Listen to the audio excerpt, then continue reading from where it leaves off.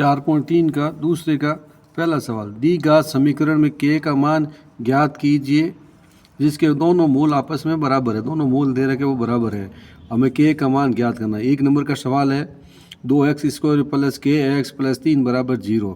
इसकी मानक समीकरण ax² plus bx plus c बराबर 0 से तुलना करते हैं।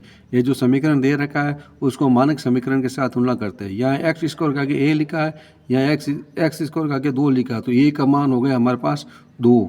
यहाँ b का मान लिखा है, b का मान यहाँ क्या होगा x, जो x के आगे लिखा है k लिखा है, तो b का मान हो गया k और c का मान हो गया 3, ये 3। अब हमारे पास वापस देखो ax² है, तो x² का गुणनक यहाँ क्या 2, यहाँ लिखा bx के गुणनक b है, तो यहाँ x का गुणनक k है और c में अक्षर पर 3 है, तो c का मान हो गया 3।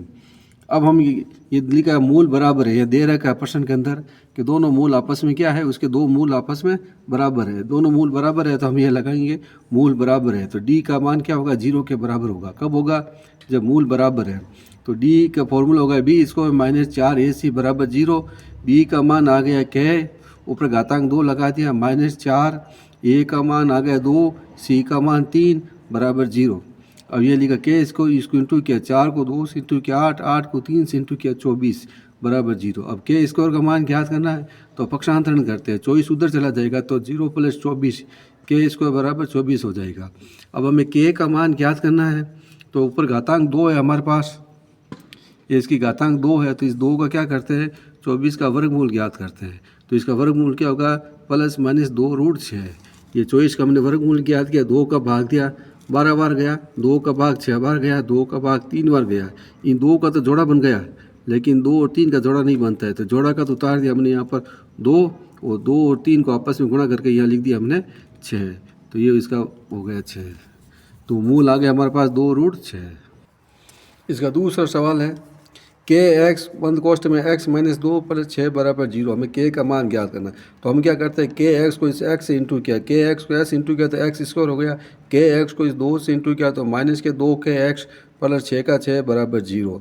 इन kx को इस x इंटू किया तो kx², kx को -2 से इंटू किया तो -2kx + 6 का 6 0 का 0। अब हम इसकी मानक समीकरण ax² plus bx plus c बराबर 0 से तुलना करते हैं। तो यहाँ देखो ये a लिखा तो यहाँ a की जगह k लिखा, तो यहाँ a का मान k हो गया। यहाँ b लिखा तो यहाँ b की जगह क्या x के आगे क्या लिखा है 2 -2k लिखा, तो हमने b बराबर -2k और c का मान हमने 0 लिखा, तो हमने ये 0 लिख दिया। मूल बराबर है, प्रश्न में दे रखा है तो मूल बराबर है, तो d का मान क्या होगा 0 होगा। तो d का फॉर्मूला होगा b² माइनस 4ac बराबर 0। b का मान लिखा हमने -2k² का होल स्क्वायर -4 इंटू a का मान आ गया हमारे पास k और c का मान हो गया 6 बराबर 0। 2 का वर्ग किया तो 4k² हो गया, 4 को 6 से इंटू किया 24k हो गया बराबर 0।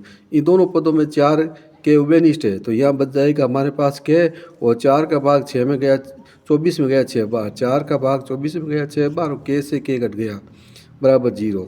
अब या तो 4k को 0 के बराबर रखते हैं, तो 4k बराबर 0, तो k का मान होगा 0/4, तो k का मान हो गया 0, या k -6 बराबर 0। अब ये दूसरा लेते हैं गुणनखंड, पक्षांतरण करते हैं, 6 उधर गया तो प्लस का हो जाएगा k बराबर 6, तो हमारे पास उत्तर आएगा k का मान 6 होगा, क्योंकि मानक समीकरण का फॉर्मूला होता है ax² plus bx plus c बराबर 0 में ये जो a है इसका मान 0 नहीं होना चाहिए, जबकि यहाँ k का मान 0 आ रहा, तो k 0 नहीं हो सकता, तो यहाँ इसका मान क्या हो जाएगा k 6, क्योंकि यहाँ पर हमारे पास जो प्रश्न दे रखा है ना, इस प्रश्न के अंदर ये x² आगे k लिखा है, ये a की वैल्यू है, या a का मान 0 नहीं होना चाहिए, इस कारण k का मान हमारे पास क्या आएगा 0 नहीं होकर 6 आएगा।